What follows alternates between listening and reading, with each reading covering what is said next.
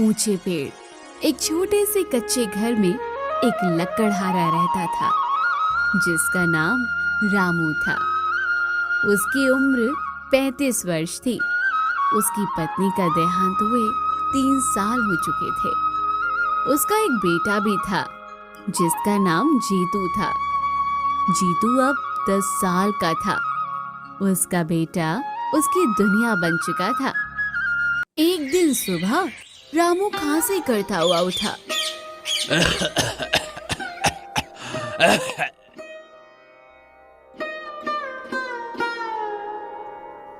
बाबा, आपको फिर से खांसी हो रही है। आप रोज ऐसे ही परेशान होते हो। चलो ना, आज मैं जंगल से लकड़ी ले आऊं, आप आराम कर लो। नहीं रे, तू अभी छोटा है बेटा। जंगल का रास्ता आसान नहीं होता। कांटे भी है, ढलान भी है और जानवरों का डर भी रहता है। मैं कर लूंगा, तू घर पर ही रह बेटा। बाबा, मैं छोटा तो हूँ पर आपके साथ रहकर सब सीख लूंगा। और जब बड़े जंगल में आप अकेले जाते हो तब मुझे भी चिंता होती है। बड़ा तो मैं भी आपके साथ ही होऊंगा ना बाबा। आज मुझे जाने दो, मैं संभाल लूंगा। रामू ये सुन मुस्कुराया और बोला, अच्छा, इतना बड़ा हो गया है तू, है? चल फिर आज मेरे साथ चल, लेकिन ध्यान रखना बेटा, पहले मेरे पीछे पीछे ही चलना और कोई भी जोखिम वाली चीज देखकर मुझसे पहले हाथ मत डालना बेटा। ठीक है बाबा, आज मैं पूरी सावधानी रखूंगा, बस आप धीरे चलना। तो ये लड़की गेम में कुछ ज्यादा ही ओवर स्मार्ट बन रही थी। यार इतना डिस्क्राइब नहीं करते किसी वर्ड को, है ना? पर कोई बात नहीं। अभी मेरे को वर्ड मिला है पुष्पा। देखते हैं बाकी लोग अपना वर्ड कैसे डिस्क्राइब करते हैं। पुष्पा झुकेगा नहीं साला। उसकी तस्करी करता था। उसकी तस्करी करता था? कहीं ने डिफरेंट वर्ड तो नहीं मिला? लकड़ी की काठी, काठी पे घोड़ा, घोड़े के दुम पे। ओह भाई, इनको लकड़ी वर्ड मिला होगा। So basically flora is for plants and fauna is for animals, species and breeds. So the word is generally related to, flora only. भाई मेरे को तो लगता है ना लड़की कंफ्यूज करना चाहती है, इसी को वोट करो, इसका कोई और वर्ड होगा। ओ भाई, इन लोगों ने सही में वोट कर दिया और बेचारी इनोसेंट थी। क्या हुआ? यार ये तो मुझे ही वोट कर रहे हैं। यार इन लोगों ने तो मेरे को पकड़ लिया। बट अगर तुम्हें लगता है तुम जीत सकते हो तो तुम भी वी प्ले गेम डाउनलोड कर सकते हो अपने फोन में।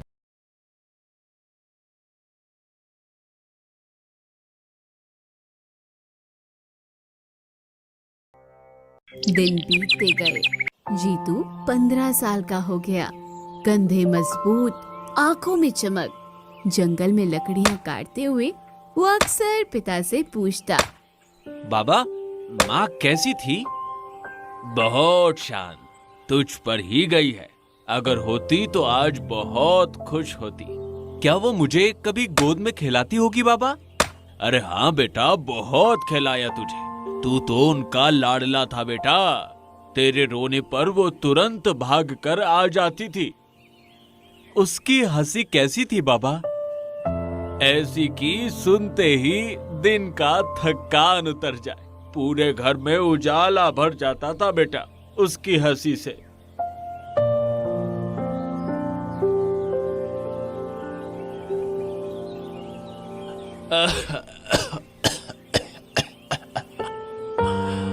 आज मैं नहीं जा पाऊंगा बेटा, शरीर साथ नहीं दे रहा। तो थोड़ा ही लाना, संभल कर जाना बेटा और जल्दी लौट आना। आप आराम करो बाबा, मैं ले आऊंगा। आप बस दवाई खा लेना, चिंता बिल्कुल मत करना, मैं संभाल लूंगा। जीतू अकेले जंगल गया। लकड़ियां काटते हुए आवाजें सुनाई दी, घोड़ों की, सेनापतियों की बोलियां। वो छिपकर देखने लगा। राज्य का राजा वीरेंद्र सिंह आया था और उसके साथ उसकी छोटी बेटी राजकुमारी कुमुद भी थी। वो 13 साल की थी। राजकुमारी फूल तोड़ रही थी। पिताजी, इस जंगल में कितनी प्यारी खुशबू है। लगता है जैसे हवा भी फूलों से भीनी हो गई हो। हाँ कुमुद बेटा, ये हमारा राज्य का सबसे पवित्र जंगल है। यहाँ मिट्टी और हवा दोनों में ही एक अलग ही सुगंध बसी है। जीतू पहली बार राजकुमारी को देख रहा था। वो स्तब्ध रह गया, जैसे समय रुक गया हो। ये कौन है? इतनी सुंदर, जैसे किसी कहानी से उतर कर आई हो। सच में मैंने आज तक ऐसा रूप कभी नहीं देखा। राजकुमारी ने अचानक उसकी तरफ देखा। जीतू डर गया और पेड़ों के पीछे छुप गया। राजा लौट आया, लेकिन राजकुमारी थोड़ी पीछे रह गई थी। वो अकेले पत्तों से खेल रही थी। जीतू पेड़ के पीछे से निकला। राजकुमारी थोड़ी घबराई और बोली, तुम कौन और यहाँ अचानक सामने कैसे आ गए? तुम्हें देखकर मैं थोड़ा घबरा गई। आप खो गई हैं क्या? मतलब आपका रास्ता छूट गया है क्या? मैं चाहूँ तो आपकी मदद कर सकता हूँ। मैं जीतू हूँ, लकड़हारे का बेटा। यहीं आसपास रहता हूँ और बस आपकी आवाज सुनी तो पूछने आ गया कि कहीं आपको कोई परेशानी तो नहीं। राजकुमारी ने मुस्कुराकर कहा, तुम डर क्यों नहीं रहे हो? मैंने खाया है क्या? इतनी घबराहट क्यों? मैं तो बस बात ही कर रही हूँ। मैंने आपको पहली बार देखा और इतना पास से देखा तो थोड़ा घबरा गया, पर सच कहूँ तो बहुत अच्छा लगा। सच में? लोगों से तो मैं रोज मिलती हूँ, पर तुम जैसे देख रहे हो, ऐसा देखना मुझे थोड़ा अलग लगा। अलग? मतलब अच्छा या बुरा? क्योंकि मैं डर गया था कि कहीं मेरी वजह से आप नाराज ना हो जाएं। नहीं, बिल्कुल नहीं। अच्छा लगा। किसी ने पहली बार मुझे इतना सच्चे मन से देखा है। तो फिर मैं कोशिश करूंगा कि जब भी मिलूं आपको ऐसे ही अच्छा लगे। तो फिर मिलते रहेंगे। अगर तुम्हें भी अच्छा लगे तो मैं फिर बात करने आ सकती हूँ। जीतू का चेहरा खिल उठा। हाँ, अगर आपको मंजूर हो तो मैं तो हर बार खुशी से मिलूंगा। बस आप इशारा कर देना। जरूर, मैं भी चाहूंगी कि हम फिर बात करें। और अगर कभी आपको रास्ता ना मिले या डर लगे तो मैं पास ही रहता हूँ। आवाज दो, मैं आ जाऊंगा। अच्छा, तो फिर आज से तुम्हें मेरा दोस्त मानो? मुझे मंजूर है। दोस्त होना मेरे लिए सम्मान है। और मेरे लिए भी।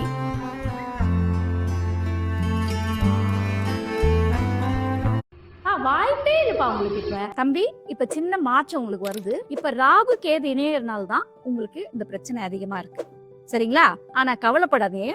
நவம்பர் 24ஆம் தேதிக்கு மேல உங்களுடைய வாழ்க்கையில நல்ல ஒரு இடமாற்றம், உங்களுக்கு நல்ல பிரைட்டான ஒரு ஃபியூச்சர் இருக்குப்பா. நேரம் வந்தா முயற்சிக்கு எப்பயுமே பலன் உண்டுங்க. அந்த நேரம் உங்களுக்கு எப்ப வரும்? அதுதான் எங்களுடைய அஸ்ட்ரோடாக் தமிழ்நாட்டுல நீங்க கனெக்ட் பண்ணி தெரிஞ்சுக்கோங்க. உங்களுக்கு நல்ல நேரம் எப்போ வரும், நல்ல ஜாப் எப்ப அமையும், உங்களுக்கு திருமணம் எப்போ அமையும், எல்லாமே தெளிவா நாங்க சொல்லிடுவோம். உங்களுடைய அங்க ஃபர்ஸ்ட் ஸ்டார்ட் முற்றிலும் இலவசம்.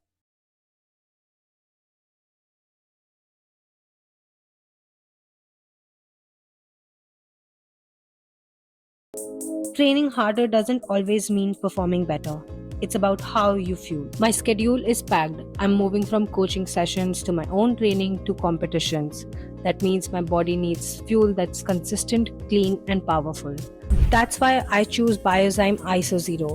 One scoop delivers 27 grams of high quality protein, zero added sugar, and it's 99% lactose free. The real game changer? A patented enzyme blend that makes protein absorption 50% higher than regular way. So my body actually gets the protein it needs, clean, fast, and efficient. It is Asia and India's first protein that has been certified by Informed Protein USA, which means it's free from any harmful ingredients, heavy metals, or cheap loaded fillers. Just clean protein in every scoop. Don't just train harder, fuel smarter.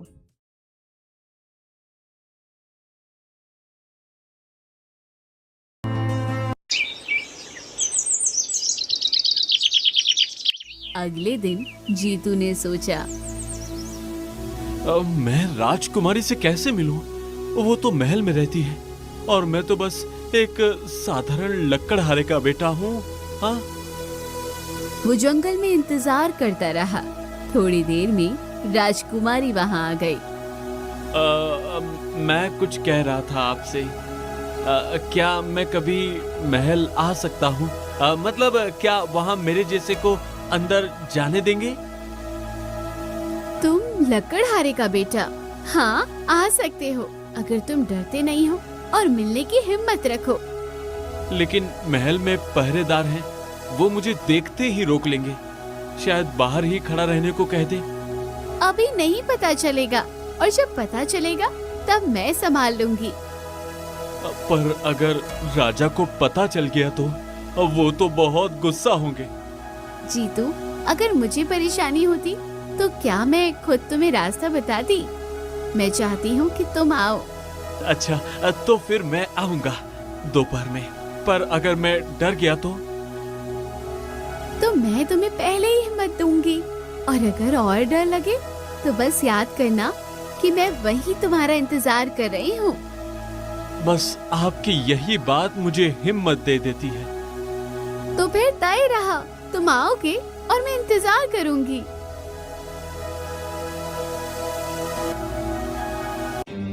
फिर वो दोनों चोरी छुपे हर रोज मिलने लगे। उनकी दोस्ती कब प्रेम में बदल गई, उन्हें पता ही नहीं चला। उसी जंगल की काले हिस्से में जादूगरनी तीक्ष्णा रहती थी, जिसकी उम्र 100 साल से ऊपर थी। काले कपड़े, झाड़ियों सा बाल, वो जंगल में चमकती आंखों से ये सब देख रही थी। ओहो, राजकुमारी और लकड़हारे का लड़का, पवित्र प्रेम पनप रहा है। ये मुझे बिल्कुल मंजूर नहीं। उसके खून में जो शक्ति छुपी है वो मुझे चाहिए, और इस प्रेम को तोड़ना ही पड़ेगा। थोड़ी देर में दोपहर होती है।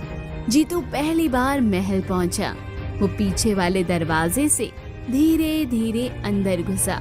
राजकुमारी उसके इंतजार में थी। तुम आ गए, डर तो नहीं लगा? महल में पहली बार आने वाले अक्सर घबरा जाते हैं।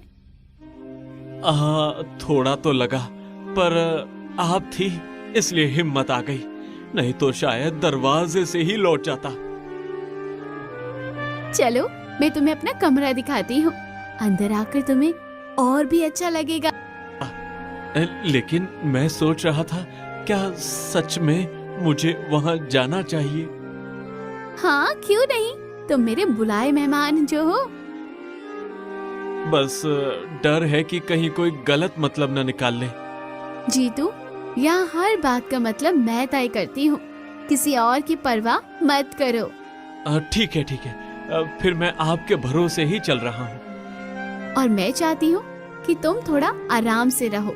महल उतना सख्त नहीं है जितना बाहर से लगता है। कोशिश करूँगा, बस थोड़ा नया नया सा लग रहा है सब। नया होना बुरा नहीं होता, कभी कभी नई जगह ही इंसान को सबसे ज्यादा बदल देती है। दोनों महल में हंसते खेलते घूमते रहे। जीतू ने पहली बार इतना बड़ा महल देखा। अगर राजा देख लेंगे तो पता नहीं क्या सोचेंगे। मुझे तो डर है कि कहीं मुझे बाहर न निकलवा दे। मेरे पिता अच्छे हैं, लेकिन फिलहाल नहीं देखे तो अच्छा है। वो अचानक देखकर चौंक जाएंगे, इसलिए अभी थोड़ा संभल कर रहो।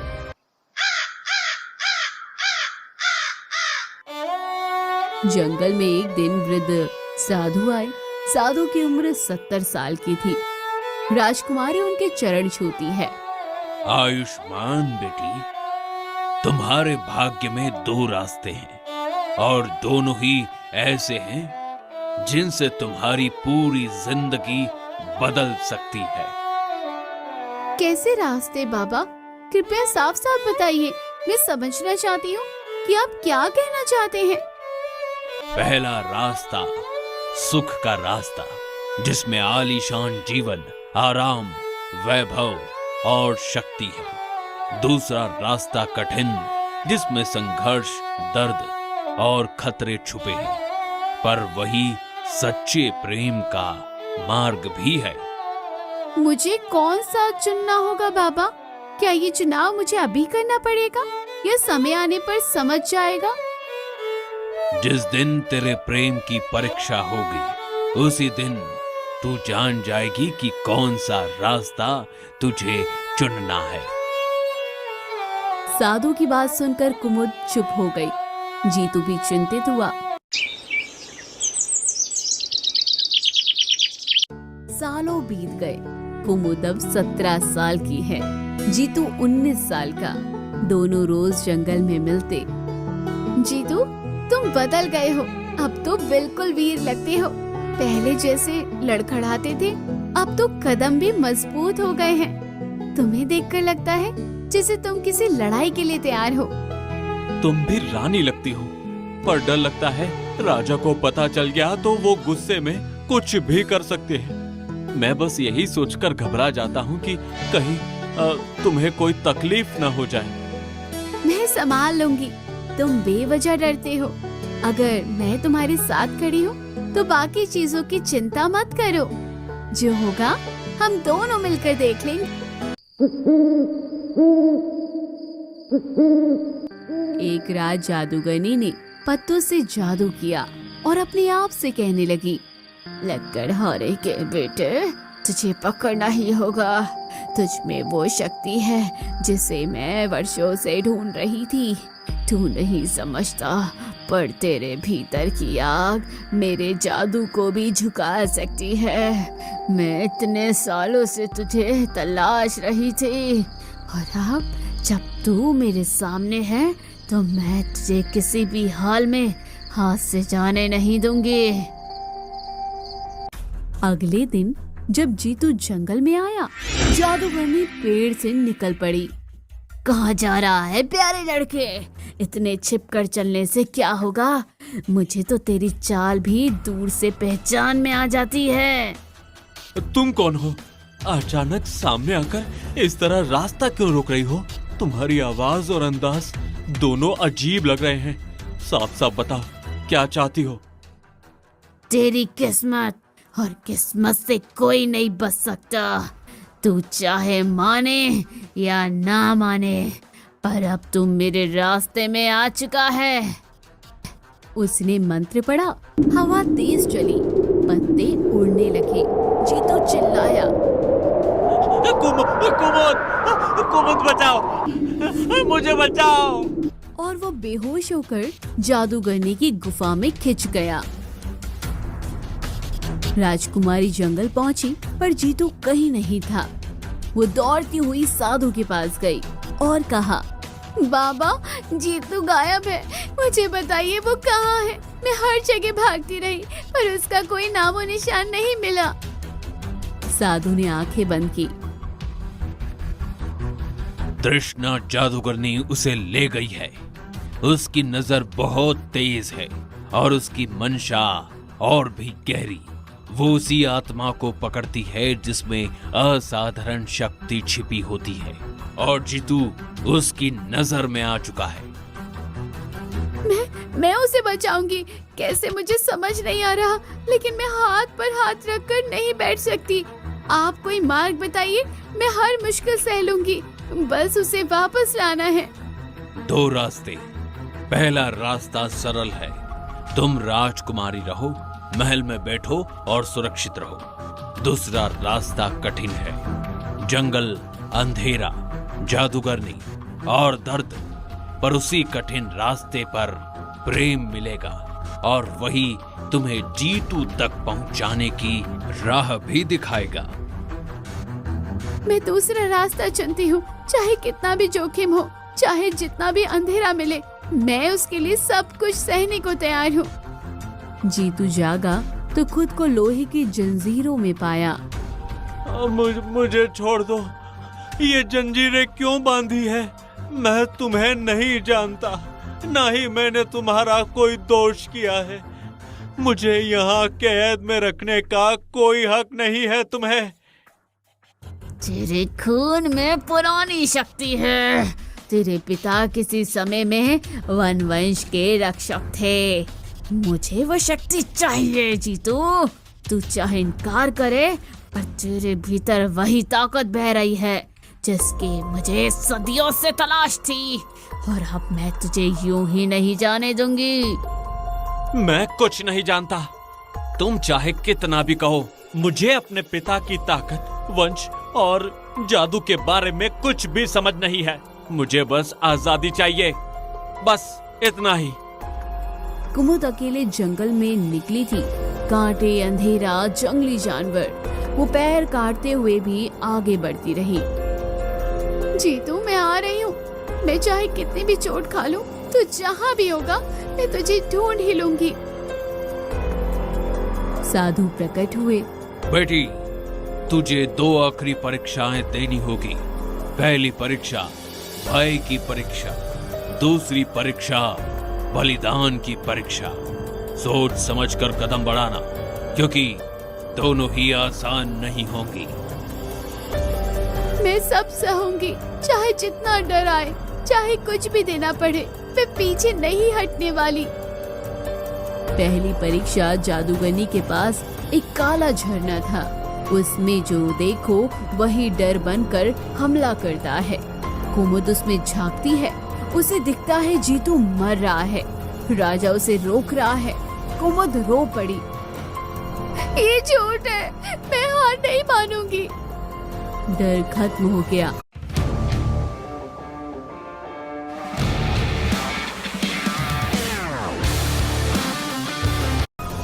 दूसरी परीक्षा बलिदान।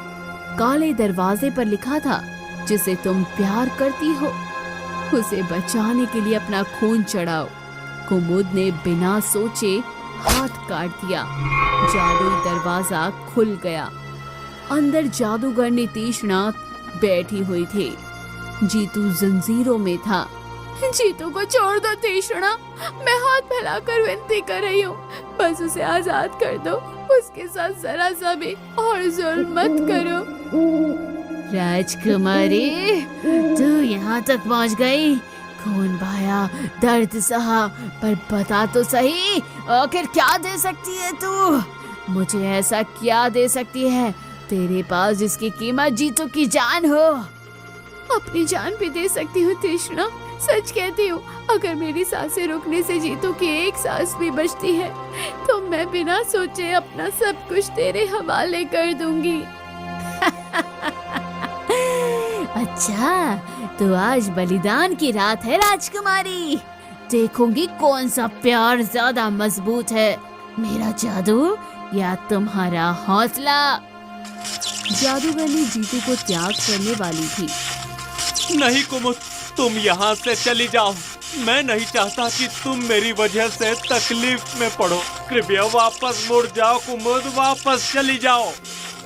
मैं नहीं जाऊंगी जीतू, तुम्हें अकेला छोड़कर एक कदम भी नहीं हट सकती, चाहे तीक्ष्णा कुछ भी कर ले।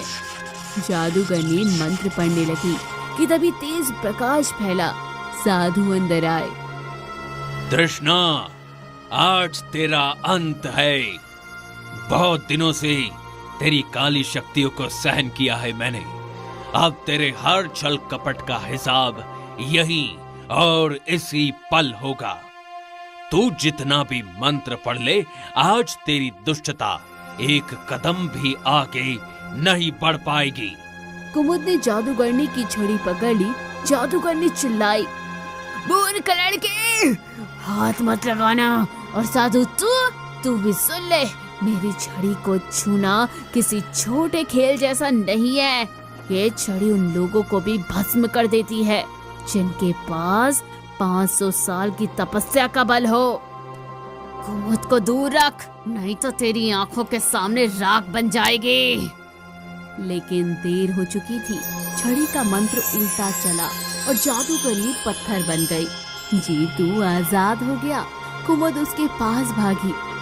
तुम ठीक हो? सचमुच ठीक हो ना? मैं बहुत डर गई थी। मैं ठीक हूँ, लेकिन तुमने इतनी चोटें क्यों उठाई कुमुद? इतनी तकलीफ क्यों उठाई तुमने? क्योंकि मैं तुमसे प्रेम करती हूँ, बहुत गहरा प्रेम करती हूँ जीतू। तुम्हें खोने का डर ही मुझे यहाँ खींच लाया। जीतू ने उसका हाथ पकड़ लिया। राजा को सब पता चला।